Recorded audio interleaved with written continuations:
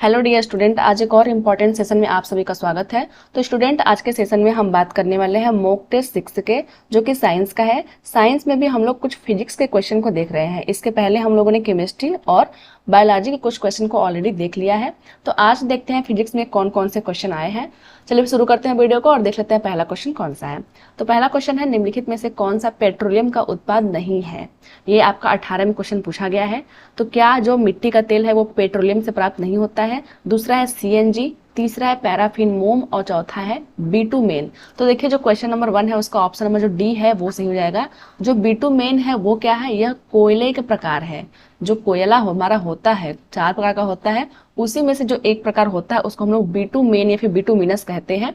तो question number 1 का option number जो डी हमारा है वो सही हो जाएगा। जो पेट्रोलियम होता है उससे हम लोग को मिट्टी का तेल भी प्राप्त होता है, सीएनजी भी प्राप्त होता है जिसका फुल फॉर्म होता है कंप्रेस्ड नेचुरल गैस, पैराफिन मोम भी प्राप्त होता है हमें। आगे बढ़ जाते हैं क्वेश्चन नंबर 2, सामान्यतः उपयोग होने वाले निम्नलिखित किस ईंधन का ऊष्मीय मान अधिकतम होता है?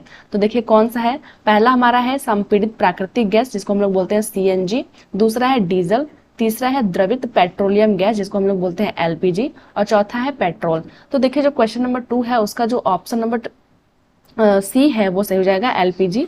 जो एलपीजी होता है उसका उसमें मान जो होता है इन चारों ऑप्शन में सबसे अधिक होता है। आगे बढ़ जाते हैं क्वेश्चन नंबर 3 की तरफ। निम्नलिखित में से कौन सा या फिर से जो है समाप्त होने वाले प्राकृतिक संसाधनों का युगल है? ऐसा कौन सा है जो भविष्य में समाप्त हो सकता है? पहला है कोयला और मृदा। तो देखिए, जो कोयला होता है वो तो समाप्त हो जाएगा, लेकिन जो मृदा होता है वो समाप्त नहीं होगा। दूसरा हमारा है पेट्रोलियम तथा जल। तो देखिए, जो पेट्रोलियम तथा जो जल है वो दोनों क्या है? समाप्त होने वाले संसाधन है। ऑप्शन नंबर जो बी हमारा है वो सही हो जाएगा। ये दोनों एक टाइम पे क्या हो सकते हैं? अगर हम लोग इसका अधिक दोहन करेंगे तो ये जल्दी ही समाप्त हो जाएगा। अगला हमारा है खनिज और वन्य जीव। तो जो वन्य जीव होता है वो इतनी जल्दी समाप्त नहीं होंगे। चौथा हमारा है प्राकृतिक गैस और सूर्य का प्रकाश। तो जो सूर्य का प्रकाश होता है वो भी आपका जल्दी समाप्त ना होने वाला सोर्स है, इसलिए जो क्वेश्चन नंबर 3 है उसका ऑप्शन नंबर जो बी हमारा होगा वो सही हो जाएगा। आगे देख लेते हैं क्वेश्चन नंबर 4, भूतापीय ऊर्जा। जो भूतापीय ऊर्जा होती है का वैकल्पिक ऊर्जा स्रोत है। देखिए, यहाँ ऊर्जा ऐसे रहेगा, भूतापीय ऊर्जा का एक वैकल्पिक ऊर्जा स्रोत है। इस ऊर्जा के लिए सर्वाधिक संभावित क्षेत्र है। पहला है जहां तापीय विद्युत संयंत्र है, दूसरा है जो भूपर्पटी में तप्त स्थलों के ऊपर है, दूसरा है जो तटीय क्षेत्रों के निकट है और चौथा है जहां कोयले की खानें हैं। तो देखिए, जो भूतापीय ऊर्जा होती है वो जहां भू परपट्टी में तप्त स्थलों जहां ऊपर होते हैं वहां सर्वाधिक पाए जाते हैं। ऑप्शन नंबर जो बी हमारा है वो सही हो जाएगा। आगे बढ़ जाते हैं क्वेश्चन नंबर 5 की तरफ। निम्नलिखित में से पेट्रोलियम के सही अभिलक्षण को चुनिए। यहाँ क्या पूछा गया? पेट्रोलियम का जो कैरेक्टर होता है वो कैसा होता है? पेट्रोलियम कैसा होता है? पहला हमारा है बदबूदार, गाढ़ा, गहरे रंग का जो होता है ये तेल है। दूसरा हमारा है बदबूदार है, पतला है, पीला द्रव है। तीसरा हमारा है अक्षय गंध का, पतला है, नीला रंगीन द्रव है। चौथा है बिना गंध का, गाढ़ा तथा गहरे रंग का तरल है। तो देखिए, सबसे बड़ी बात यह है कि जो अच्छी गंध है तो ये अच्छी गंध तो आएगा नहीं, क्योंकि जो पेट्रोलियम होता है वो सड़े गले जंतुओं से बनता है। तो जो हमारा ऑप्शन नंबर सी है वो गलत हो जाएगा और चौथा हमारा है बिना गंध का। तो ऐसा तो नहीं है कि इसमें कोई गंध नहीं होगी, जो ऑप्शन नंबर डी है वो भी गलत हो जाएगा। जो हमारा ऑप्शन नंबर ए है वो सही हो जाएगा। बदबूदार भी है, गाढ़ा है, यहाँ पे दिया है पतला है, तो पतला नहीं होता है पेट्रोलियम, गाढ़ा होता है, क्योंकि इनमें कई चीजें मिली होती है, जैसे पैराफिन मोम भी होता है, मिट्टी का तेल भी होता है, कई प्रकार के और तेल भी पाए जाते हैं। तो ये क्या होता है? गहरे रंग का तेल होता है, इसलिए जो हमारा ऑप्शन नंबर ए है वो सही हो जाएगा। आगे बढ़ जाते हैं क्वेश्चन नंबर 6, जब सीएनजी या एलपीजी का पूर्ण दहन होता है तब उत्पाद बनते हैं। देखिए, जो सीएनजी होता है इसको हम लोग बोलते हैं कंप्रेस्ड नेचुरल गैस और एलपीजी इसको बोलते हैं लिक्विफाइड पेट्रोलियम गैस। जब उसको हम लोग जलाते हैं तो क्या क्या बनता है? पहला है CO2 बनता है और H2O बनता है, मतलब कार्बन डाइऑक्साइड और जल बनता है। दूसरा है कार्बन डाइऑक्साइड, सल्फर डाइऑक्साइड और जल बनता है। तीसरा है केवल कार्बन डाइऑक्साइड बनता है और चौथा हमारा है कार्बन डाइऑक्साइड, कार्बन मोनोऑक्साइड और जल बनता है। तो जो क्वेश्चन नंबर 6 है उसका जो ऑप्शन नंबर ए है वो सही हो जाएगा, कार्बन डाइऑक्साइड तथा जल बनता है। आगे बढ़ जाते हैं क्वेश्चन नंबर 7 की तरफ। निम्नलिखित में से कौन सा ऊर्जा का नवीनीकरण संसाधन है? देखिए, नवीनीकरण का मतलब ये होता है कि हम लोग अभी उसका यूज करना शुरू कर दिए हैं। तो जो पहला हमारा ऑप्शन है प्राकृतिक गैस, दूसरा है पेट्रोलियम, तीसरा है भूजल और चौथा है कोयला। तो देखिए जो ऑप्शन नंबर सी हमारा है वो सही हो जाएगा। जो भूजल होता है वो ऊर्जा का नवीनीकरण स्रोत है, मतलब जो भूजल होता है उसका यूज अभी हम लोग करना शुरू कर दिए हैं, लेकिन जो प्राकृतिक गैस हो गया या पेट्रोलियम हो गया, कोयला हो गया, उसका जो यूज है हम बहुत पहले से करते आ रहे हैं। इसलिए जो नवीनीकरण संसाधन होंगे जैसे भूजल हो गया, सौर ऊर्जा हो गया, सौर ऊर्जा का भी तो अभी हम प्रयोग करना शुरू किए हैं, क्योंकि हमें सौर एनर्जी के बारे में तो पता ही नहीं था कि सौर एनर्जी से हम लोग इलेक्ट्रिसिटी भी बना सकते हैं। अब क्या हो रहा है कि जो सूर्य का ऊर्जा है उसको हम लोग चेंज करके विद्युत में बदल रहे हैं, ये अब हो रहा है, पहले ये चीज नहीं होता था। जो क्वेश्चन नंबर 7 है उसका ऑप्शन नंबर सी जो है वो सही हो जाएगा। प्राकृतिक गैस, पेट्रोलियम और कोयला जो है वो गैर नवीनीकरण के अंतर्गत आते हैं। आगे बढ़ जाते हैं क्वेश्चन नंबर 8। निम्नलिखित में से कौन सा पेट्रोलियम का अवयव नहीं है? पेट्रोल से कौन सा चीज प्राप्त नहीं होता है? पहला है पेट्रोल, दूसरा है कोक, तीसरा है पैराफिन मोम और चौथा है तेल। तो देखिए हमने पहले ही क्वेश्चन में देख लिया था, जो पेट्रोलियम होता है उसे तो पेट्रोल तो प्राप्त होगा ही, जो कोक होता है वो प्राप्त नहीं होता। ऑप्शन नंबर जो बी हमारा है वो सही हो जाएगा। जो कोक होता है वो पेट्रोलियम से प्राप्त नहीं होता है, बाकी पैराफिन मोम हो गया और तेल जो हो गया वो आपका पेट्रोलियम से प्राप्त होता है। आगे बढ़ जाते हैं क्वेश्चन नंबर 9 की तरफ। कोयले के भंजन आसवन से क्या नहीं प्राप्त होता? यहाँ पूछा है क्या नहीं प्राप्त होता। पहला है कोल गैस, दूसरा है पेट्रोलियम, तीसरा है अमोनियामय द्रव, चौथा है कोल तार। तो देखिए जो क्वेश्चन नंबर 9 है उसका जो ऑप्शन नंबर बी है पेट्रोलियम वो सही हो जाएगा। जो पेट्रोलियम होता है वो कोयले से प्राप्त नहीं होता है। जो पेट्रोलियम होता है वो कई हजारों साल जो है जंतुओं के दबे होने से प्राप्त होता है पेट्रोलियम, लेकिन जो कोयला होता है वो क्या होता है, पौधे से बनता है। यही दोनों में डिफरेंट है। तो क्वेश्चन नंबर 9 का ऑप्शन नंबर बी सही हो जाएगा। कोयले के अंदर तब क्या क्या पाए जाते हैं? कोल गैस पाए जाते हैं, अमोनिया में द्रव होता है और कोल तार होते हैं। बढ़ जाते हैं अगले क्वेश्चन की तरफ। Question number 10। पेट्रोलियम का शुद्धिकरण किया जाता है। जो पेट्रोल होता है उसको कैसे शुद्ध करते हैं? पहला है सरल आसवन द्वारा, दूसरा है प्रभाजी आसवन द्वारा, तीसरा है भाप आसवन द्वारा और चौथा है निर्वात आसवन द्वारा। देखिए जो क्वेश्चन है काफी इंपॉर्टेंट है, क्योंकि कई बार एग्जाम में ये पूछता है, क्योंकि इसका जो प्रोसेस है ना वो काफी डिफिकल्ट होता है। जो पेट्रोलियम होता है उससे जो पदार्थ होते हैं जैसे पैराफिन मोम हो गया, बाकी भी चीजें हैं, उनको निकालने की जो प्रोसेस होती है काफी डिफिकल्ट होती है। इसलिए जो प्रोसेस है बार बार एग्जाम में पूछता है। तो इसका जो ऑप्शन नंबर बी है सही हो जाएगा। जो प्रभाजी आसवन होता है उसके द्वारा जो पेट्रोलियम होता है उसको हम लोग शुद्ध करते हैं और बाकी जो चीजें इसमें मिली होती है उसको हम लोग बाहर निकालते हैं। तो क्वेश्चन नंबर 10 का ऑप्शन नंबर बी सही हो जाएगा। आगे देख लेते हैं क्वेश्चन नंबर 11। क्वेश्चन नंबर 11 हमारा है रसोई गैस मुख्य रूप से निम्न दो गैसों का मिश्रण होता है। जो रसोई गैस होती है उनमें कौन कौन से दो गैस होते हैं? पहला है मेथेन, दूसरा है एथेन। यहाँ बी ऑप्शन में है एथेन और प्रोपेन होता है, सी में है कि प्रोपेन और ब्यूटेन होता है और डी में है कि ब्यूटेन और पेंटेन होता है। तो देखिए जो रसोई गैस होती है उसमें क्या होता है, प्रोपेन और ब्यूटेन होता है। ऑप्शन नंबर जो सी हमारा है वो सही हो जाएगा। आप लोग इसको याद रखोगे, जो रसोई गैस होता है उसमें प्रोपेन और ब्यूटेन भरा होता है। आगे बढ़ जाते हैं क्वेश्चन नंबर 12 की तरफ। क्वेश्चन नंबर 12 हमारा है प्रोड्यूसर गैस है। इसमें से कौन सा ऐसा गैस है जिसको हम लोग प्रोड्यूसर गैस कहते हैं? पहला कार्बन मोनोऑक्साइड और H2 का मिश्रण, दूसरा है कार्बन डाइऑक्साइड और H2 का मिश्रण, तीसरा है कार्बन डाइऑक्साइड और Cl2 का मिश्रण मतलब क्लोरीन का मिश्रण, और चौथा है कि आपका CO और N2 का मिश्रण। तो देखिए जो CO और N2 का जो मिश्रण होता है उसको हम लोग प्रोड्यूसर गैस बोलते हैं। ऑप्शन नंबर जो डी हमारा है वो सही हो जाएगा। अगर बात करते हैं CO और H2 की बात करें तो इसको हम लोग क्या बोलते हैं, वाटर गैस। वाटर गैस बोलते हैं इसको, ये भी एग्जाम में पूछता है। पहला क्वेश्चन बनता है प्रोड्यूसर गैस किसे कहते हैं, तो हम लोग बोलेंगे CO और N2 का जो मिश्रण होता है उसको बोलते हैं। और जब बोलेगा वाटर गैस किसे कहते हैं तो हम लोग बोलेंगे CO और H2 का जो मिश्रण होता है उसको हम लोग वाटर गैस बोलते हैं। आगे बढ़ जाते हैं क्वेश्चन नंबर 13।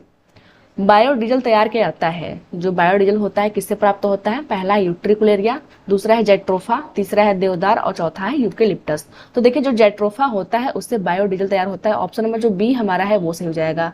बात करते हैं यूट्रिकुलेरिया की, तो जो यूट्रिकुलेरिया होता है वह एक कीट भक्षी पौधा है। कीट भक्षी पौधा होता है यूट्रिकुलेरिया, जो कि कीटों को पकड़ के उससे नाइट्रोजन चूस लेता है। अगला जो हमारा ऑप्शन नंबर जो डी हमारा है यूकेलिप्टस। जो यूकेलिप्टस होता है उसको हम लोग प्राकृतिक आतंकवादी कहते हैं, क्योंकि ये क्या करता है, इसकी जो जड़ें होती हैं जमीन के काफी अंदर तक जाती हैं और काफी ज्यादा मात्रा में जो जल होता है उसको ये लोग जमीन से खींच लेते हैं, इसलिए हम लोग बोलते हैं इसको इकोलॉजिकल टेररिस्ट बोलते हैं, हम लोग प्राकृतिक आतंकवादी बोलते हैं। तो क्वेश्चन नंबर 13 का ऑप्शन नंबर बी सही है।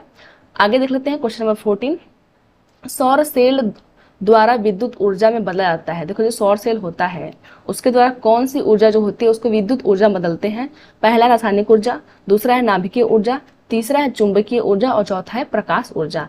तो देखिए जो आपकी प्रकाश ऊर्जा होती है उसको जो सौर सेल होता है विद्युत ऊर्जा में चेंज कर देता है। ऑप्शन नंबर जो डी हमारा है वो सही हो जाएगा। जो प्रकाश ऊर्जा होती है उसको हम लोग क्या करते हैं, यहाँ हम लोग सौर सेल लिख लेते हैं। सौर सेल क्या करता है, इसको इसको चेंज करता है विद्युत ऊर्जा में, विद्युत ऊर्जा में, और हमें विद्युत प्राप्त होती है जिससे हम लोग फैन और लाइट वगैरह ये सब जलाते हैं। तो क्वेश्चन नंबर 14 का ऑप्शन नंबर जो डी हमारा है वो सही हो जाएगा। आगे देख लेते हैं क्वेश्चन नंबर 15। निम्नलिखित में से किसका प्रयोग सौर सेल बनाने में नहीं हो सकता है। सौर सेल मतलब जो सौर ऊर्जा को चेंज करने के लिए जो सेल बने होते हैं उसमें किस चीज का प्रयोग नहीं होता है। पहला बोल रहा है सिलिकॉन, दूसरा है प्लेटिनम, तीसरा है गैलियम और चौथा है जर्मेनियम। तो देखिए जो क्वेश्चन नंबर 15 है उसका जो ऑप्शन नंबर बी है वो सही जगह। जो प्लेटिनम होता है उसका यूज नहीं होता है सौर सेल बनाने में, बाकी सिलिकॉन का यूज होता है, गैलियम का यूज होता है और जर्मेनियम का यूज होता है। अब दूसरा क्वेश्चन ये बनेगा कि सौर सेल बनाने में कौन सा यूज होता है, तो आपको इन तीनों ऑप्शन में कोई भी ऑप्शन दे सकता है, आप लोग उसको टिक कर दीजिएगा। आगे बढ़ जाते हैं क्वेश्चन नंबर 16 की तरफ। निम्न में से गैर परंपरागत स्रोत का समुच्चय चुनिए। देखिए गैर परंपरागत का मतलब ये है कि जिसको हम लोग अपनी परंपरा में जो है, जैसे हमारे जो पहले के लोग थे वो उसका यूज नहीं करते थे, लेकिन अब क्या है उसका यूज हो रहा है। इसको हम लोग बोल सकते हैं नवीनीकरण। नवीनीकरण जो ऊर्जा के स्रोत होते हैं जिनका अभी हम लोग यूज कर रहे हैं लेकिन पहले इनका यूज नहीं होता है, नहीं होता था। तो पहला हम लोग पढ़ लेते हैं पवन ऊर्जा, पन बिजली, ज्वारीय ऊर्जा, कोयला और परमाणु ऊर्जा। तो देखिए जो कोयला था उसका यूज तो बहुत पहले से होता आया है, इसलिए जो पहला ऑप्शन है वो गलत हो जाएगा। दूसरा है कोयला, तो देखिए यहाँ पहले पे ही कोयला आ गया तो ये भी क्या कर देगा, स्टेटमेंट गलत कर देगा। यहाँ लकड़ी भी है तो लकड़ी भी क्या करते थे हम लोग बहुत पहले से यूज करके आए हैं, हमारी परंपरा में थी लकड़ी को यूज करना, तो ये क्या हो गया गैर परंपरागत के अंतर्गत नहीं आएगा। जो हमारा स्टेटमेंट नंबर बी है वो भी गलत हो जाएगा। आगे देख लेते हैं भूतापीय ऊर्जा, परमाणु ऊर्जा, पेट्रोलियम और लकड़ी। तो देखिए जो पेट्रोलियम था और लकड़ी दोनों का यूज हम लोग क्या करते हैं, हमारी परंपरा में चली आ रही है, हम लोग इसका यूज करते हैं, तो ये भी क्या है गैर परंपरागत के अंतर्गत नहीं आएगा। जो हमारा ऑप्शन नंबर डी है परमाणु ऊर्जा, देखिए परमाणु ऊर्जा का अभी हम लोग यूज कर रहे हैं। जो परमाणु ऊर्जा है उस पर काफी एक्सपेरिमेंट हो रहे हैं, फ्यूचर की ये एक जो है एनर्जी बन सकती है, एनर्जी का सोर्स बन सकता है। दूसरा हमारा है ज्वारीय ऊर्जा, जो ज्वार आते हैं समुद्र में उसका जो उपयोग करके हम लोग बिजली बनाते हैं उसका उपयोग हम लोग अब करना शुरू कर दिए हैं। तीसरा है भूतापीय ऊर्जा, जो भूमि में गर्म जल के जो स्रोत होते हैं उसका यूज करते हैं हम लोग बिजली बनाने में, तो ये अब हम लोग करना शुरू किए हैं। चौथा आपका है सौर ऊर्जा, तो सौर ऊर्जा का भी उपयोग हम लोग अभी करना शुरू कर दिए हैं कुछ टाइम पहले से। तो जो ऑप्शन नंबर जो हमारा डी है वो सही हो जाएगा। आगे बढ़ जाते हैं क्वेश्चन नंबर 70 की तरफ। जो प्राकृतिक गैस है उसको हम लोग मेथेन से अगर मैच करेंगे तो जो द्रवित पेट्रोलियम गैस है उसको किस चीज से मैच करेंगे, क्या हम लोग ब्यूटेन से करेंगे या प्रोपेन से करेंगे या ऑक्टेन से करेंगे या पेंटेन से करेंगे। तो देखिए जो क्वेश्चन नंबर 70 है उसका जो ऑप्शन नंबर ए है ब्यूटेन वो सही हो जाएगा। जो द्रवित पेट्रोलियम गैस होती है उसमें ब्यूटेन होता है, ऑप्शन नंबर ए हमारा सही हो जाएगा। आगे बढ़ जाते हैं क्वेश्चन नंबर 18 की तरफ। क्वेश्चन नंबर 18 है निम्न में से भिन्न है, ऐसा कौन सा है जो कि अलग है। पहला हमारा ऑप्शन है कोयला, दूसरा है पेट्रोलियम, तीसरा है प्राकृतिक गैस और चौथा है परमाणु ऊर्जा। तो देखिए जो कोयला होता है उसको हम लोग बहुत पहले से यूज कर रहे हैं, और जो हमारा पेट्रोलियम हो गया उसको भी हम लोग बहुत पहले से यूज कर रहे हैं। मतलब ये क्या है, ये हमारे परंपरागत सोर्स हैं। तीसरा हमारा है प्राकृतिक गैस, तो प्राकृतिक गैस जैसे मेथेन का यूज हम लोग गोबर गैस का यूज काफी पहले से करते आ रहे हैं। तो ये जो तीनों सोर्स हैं वो क्या है, वो एक तरह से आपका परंपरागत ऊर्जा के स्रोत हैं। लेकिन जो हमारा ऑप्शन नंबर डी है परमाणु ऊर्जा, परमाणु ऊर्जा का अभी हम लोग यूज करना शुरू कर दिए हैं, तो जो ऑप्शन नंबर डी है वो अलग है आप लोगों का। तो क्वेश्चन नंबर 18 का ऑप्शन नंबर डी सही हो जाएगा। आगे देख लेते हैं क्वेश्चन नंबर 19। क्वेश्चन नंबर 19 है प्रभाजी आसवन संबंधित है। जो प्रभाजी आसवन जो प्रोसेस है वो किससे संबंधित है, क्या कोयले के निर्माण से संबंधित है या फिर पेट्रोलियम के शुद्धिकरण से संबंधित है या सौर सेल के निर्माण होता है इससे या ज्वारीय ऊर्जा से इसका संबंध है। तो देखिए हम लोगों ने पहले ही पढ़ लिया है, जो प्रभाजी आसवन होता है वो काफी डिफिकल्ट प्रोसेस है और पेट्रोलियम के शुद्धिकरण में इसका यूज होता है। ऑप्शन नंबर जो बी हमारा है वो सही हो जाएगा। इसमें क्या करते हैं, जो अलग अलग टेम्परेचर पे क्या करते हैं, जो पेट्रोलियम होता है उसको हम लोग बॉयल करते हैं जिससे जो अलग अलग चीजें जो इनमें मिली हुई है चीजें जैसे पैराफिन मोम हो गया, पेट्रोल हो गया, आपका मिट्टी का तेल हो गया, ये सब क्या होते हैं, अलग अलग टेम्परेचर पे अलग होते हैं। तो ये जो प्रोसेस होती है उसको हम लोग बोलते हैं प्रभाजी आसवन। तो क्वेश्चन नंबर 19 का ऑप्शन नंबर जो बी है वो सही हो जाएगा। आगे देख लेते हैं क्वेश्चन नंबर 20। बायोगैस प्लांट में जैविक अवशेषों, गोबर और रसोई घर के अवशिष्ट पदार्थों का अपघटन होता है। देखिए मैंने अभी आपको गोबर गैस के बारे में बताया। तो जो बायोगैस प्लांट होते हैं उसमें गोबर होते हैं, रसोई घर के कुछ अपशिष्ट होते हैं, जैविक अवशेष होते हैं। तो जो उनको डिकम्पोज करने वाला काम होता है उसको कौन करता है? पहला है विषाणु, दूसरा है प्रोटोजोआ द्वारा, तीसरा है कवकों द्वारा और चौथा है जीवाणुओं द्वारा। तो देखिए जो डिकम्पोज करने का जो प्रोसेस होता है वो हमेशा जीवाणु करते हैं। ऑप्शन नंबर जो डी हमारा है वो सही हो जाएगा। आगे बढ़ जाते हैं क्वेश्चन नंबर 21। निम्न में से किसका उपयोग नाभिकीय रिएक्टर में होता है? नाभिकीय रिएक्टर में किसका उपयोग होता है? पहला है यूरेनियम का, दूसरा है थोरियम का, तीसरा है दोनों का और चौथा है किसी का नहीं। तो देखिए जब नाभिकीय रिएक्टर में हम लोग बात करते हैं तो हम लोग यूरेनियम और थोरियम दोनों का यूज करते हैं। ऑप्शन नंबर जो सी हमारा है वो सही हो जाएगा। बढ़ते हैं अगले क्वेश्चन की तरफ। Question number 22। निम्न में से सबसे बढ़िया कोयला कौन सा है?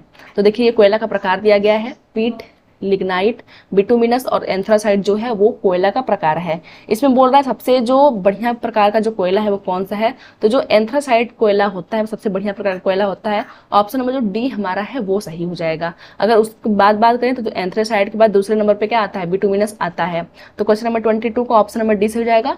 तो फ्रेंड्स ये तो थी आज की वीडियो। आई होप कि आज की वीडियो आपको पसंद आई होगी। वीडियो अगर पसंद आई हो तो वीडियो को लाइक कीजिए। चलिए मिलते हैं फिर किसी वीडियो में, तब तक के लिए धन्यवाद।